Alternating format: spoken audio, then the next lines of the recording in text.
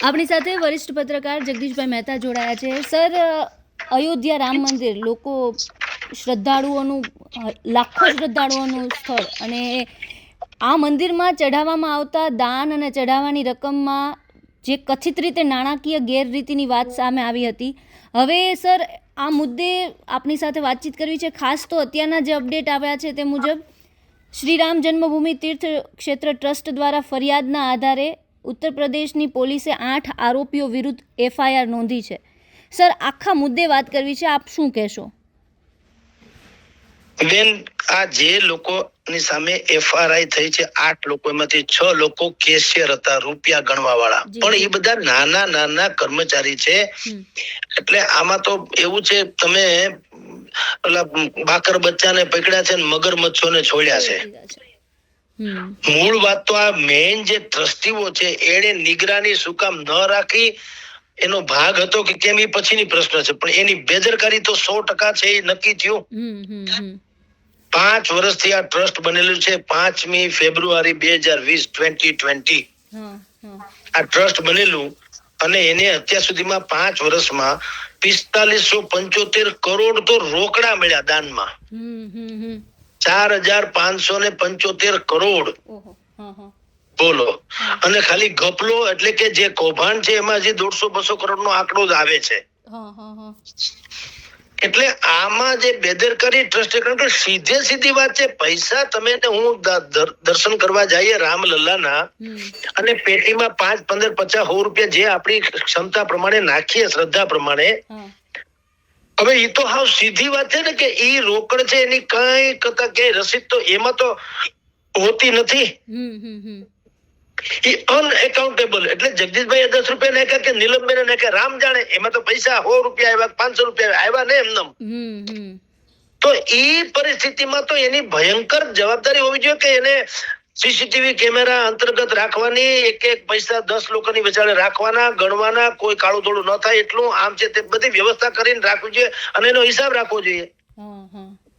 તમે વિચાર કરો, આ કૌભાંડ આમ તમે જુઓ તો આ ઘણા સમયથી ગાજે છે. એક બહુ દુઃખદાયક વાત છે કે જેની ઉપર આપણી પૂર્ણ શ્રદ્ધા છે, એવા રામલલાનું 500 વર્ષના સંઘર્ષ પછી આપણે એને પુનઃ પ્રાણ પ્રતિષ્ઠા મહોત્સવ કરીને મંદિર, દિવ્ય અને ભવ્ય મંદિરનું આપણે દર્શન કરી શક્યા. આપણી પેઢી, આપણા યુગમાં આપણે દર્શન કરી શક્યા.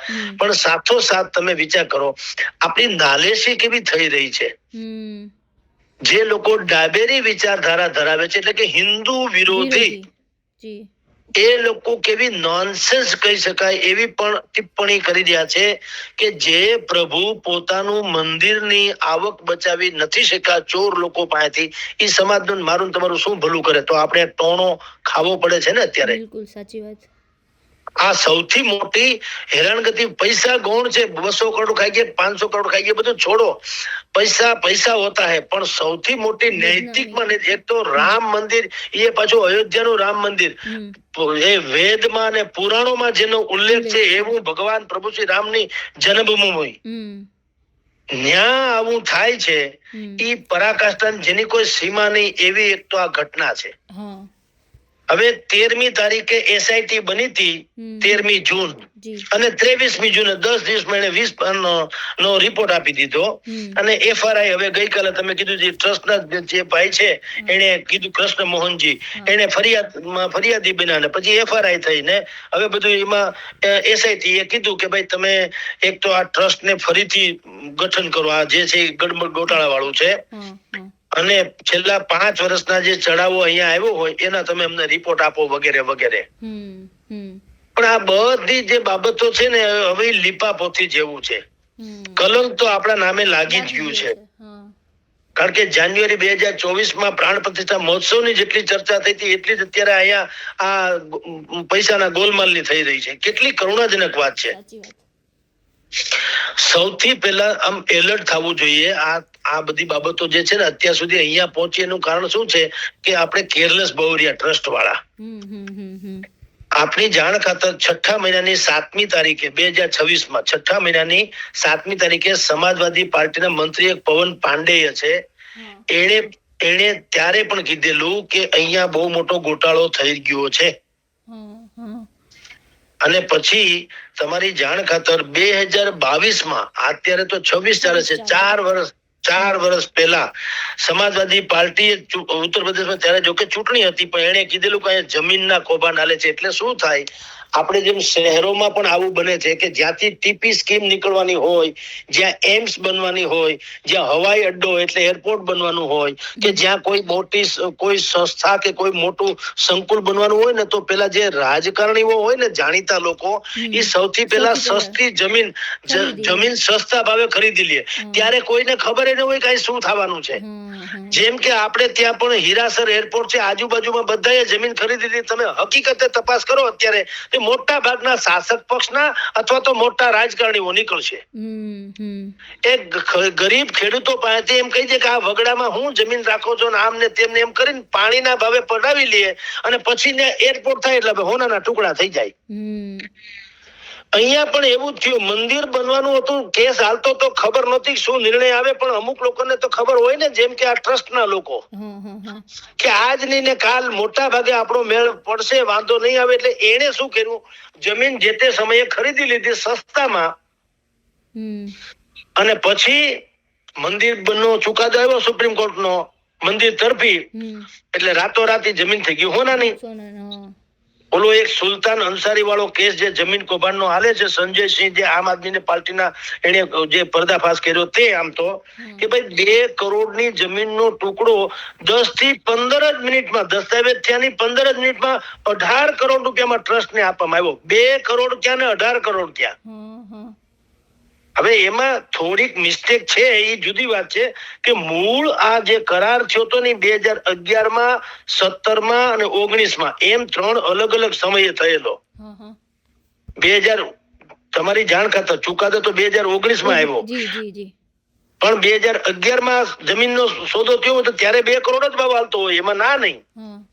માત્ર એનું દસ્તાવેજીકરણ જે છે એ 2019 પછી, એટલે કે હવે થાય એટલે એ 18 કરોડ નો લાગે. એટલે આપણને લાગે કે ભાઈ 2 મિનિટ પહેલા જેનો ભાવ 2 કરોડ હતો, 2 મિનિટ પછી દસ્તાવેજ 18 કરોડ કેમ થઈ ગયો? પણ ભાઈ એ કરાર જે છે એ બહુ જૂનો હતો, 11 નો અને 17 નો ને 19 નો. ઈ પાછું કોઈ ટેકનિકાલિટી કહેતું નથી, કારણ કે વિરોધ પક્ષને તો શું છે, જેટલું બને એટલું ભારતીય જનતા પાર્ટી અથવા તો આ જે ટ્રસ્ટ છે એની ઉપર ધોષ બોલાવીને આપણે રાજકારણ ખેલવું છે.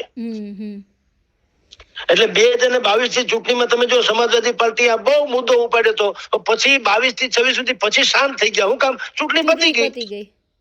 આ જ મોટો પ્રોબ્લેમ છે. એટલે હું કહું છું કે અતિ દુઃખદાયક એવી આ ઘટના છે કે આ રાજકારણીઓ પોતપોતાની રીતે બધું જાણવા હોવા છતાં દૂધમાંથી પોરા કાઢે એમ વાત કરી અને બદનામ કોને કરે છે? રામ મંદિરના નામે હિન્દુઓને, હિન્દુઓની શ્રદ્ધાઓને. બિલકુલ સાચી વાત.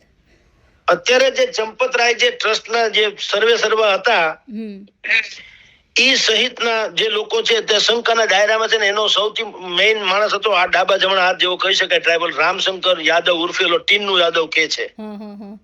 એ સહિતના 17 જણા જે છે એની સામે શંકાના પરીઘમાં છે ને, જેની સામે ફરિયાદ નોંધવામાં આવી છે એમાં રામશંકર યાદવ એટલે કે ટીન્નુ યાદવ પણ છે, લવકુશ કરીને કોઈ ભાઈ છે એ પણ છે, અનુકલ્પ મિશ્રા છે, મનીષ યાદવ છે, અવિનાશ શુક્લા છે, વગેરે વગેરે. પણ આ બધાય મેં તમને કીધું તેમ આ સામાન્ય લોકો છે. એની બેદરકારી જે છે એ સૌથી મોટી વાત. આપણે તમે જુઓ રાજકારણીઓ શું કરે, કોઈ બહુ મોટી ઘટના બને તો શું કે છે, સીધું એના મંત્રીને કે રાજીનામું. રેલવે અકસ્માત થાય તો રેલવેના મંત્રીનું માગે છે ને. શિક્ષણનું અત્યારે નીટનું પરીક્ષાની પેપર લીક થયા તો અત્યારે ધર્મેન્દ્ર પ્રધાનના રાજીનામા માગે છે ને બધાય. તો આ ટ્રસ્ટના રાજીનામા કા નથી માંગતા કે ભાઈ કાઢો કોને? ભૂલ હોય કે ના હોય, તમારી બેદરકારી છે નક્કી થયું. એટલે પેલી વાત તો ઈ કે આવા લોકોને કાઢવા જોઈએ ને બિલકુલ પારદર્શી જેને કહી શકાય એવા લોકો રાખવા જોઈએ. આ એક વાત. બીજી વાત છે કે આનું એકાઉન્ટેબિલિટી એટલે એનું હિસાબ કિતાબ ઈ પણ બહુ એવી રીતે થવો જોઈએ કે ભવિષ્યમાં આ થઈ ગયું પણ ક્યારેય કોઈને આશંકા ન રહે. કારણ કે આ કરોડો લોકોની શ્રદ્ધાનું પ્રતીક છે. આ કોઈ એક ઓફિસ કે ઇમારત નથી.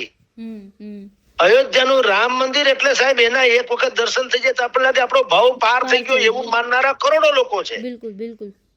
તો જે સરકારના હિસાબ પણ માગે એવું જે કેગ હોય છે, કેગ કેગ રિપોર્ટના તે આ બંધારણના આર્ટિકલ જે હોય છે એ પ્રમાણે એ સરકારનો જે કેન્દ્ર હોય કે રાજ્ય સરકાર હોય એનું અથવા તો સરકારના કોઈ પણ સાહસો હોય એનું ઓડિટ કરે છે. તો આવી સંસ્થાને કેગને આ સોંપવું જોઈએ કે આવા મોટા મંદિરો જે છે તિરુપતિ બાલાજીથી માંડીને આ ટાઈપના એવા લોકોનું પણ એ થોડુંક એકાઉન્ટ જાળવે અથવા તો મોનિટરિંગ કરે. હવે સામાન્ય નિયમ એવો છે, લોકો એમ માને છે ને બંધારણમાં એવું છે કે એ સરકાર કેન્દ્ર કે રાજ્ય સરકાર હોય અથવા તો સરકારી સાહસ હોય એનું જ ઓડિટિંગ કરી શકે, પણ એવું નથી. એક એમાં વિકલ્પ છે. એક બંધારણમાં છે duties powers and conditional of service act 1971 ની ધારા નંબર 20 એટલે કલમ 20. 1971 ની કલમ ધારા નંબર 20 હેઠળ આ જ સંસ્થા કેગ જે છે એ રાષ્ટ્રપતિ, રાજ્યપાલ, કેન્દ્ર શાસિત પ્રદેશના શાસનાધિકારી એની પણ તપાસ કરી શકે, અને જો જનહિતનો મામલો હોય તો ગમે તે સંસ્થાની તપાસ કરી શકે. તો આ જનહિતનો તો ગણાય ને, કરોડો લોકોની શ્રદ્ધાનો વિષય છે. તો સાચી વાત સર. પદ્મનાભ સ્વામી મંદિર ને સબરીમાલા જે સરકારી કમિટી એમાં ઝૂકે છે, એટલે એમાંય કેગ વાળા કરે છે આવું.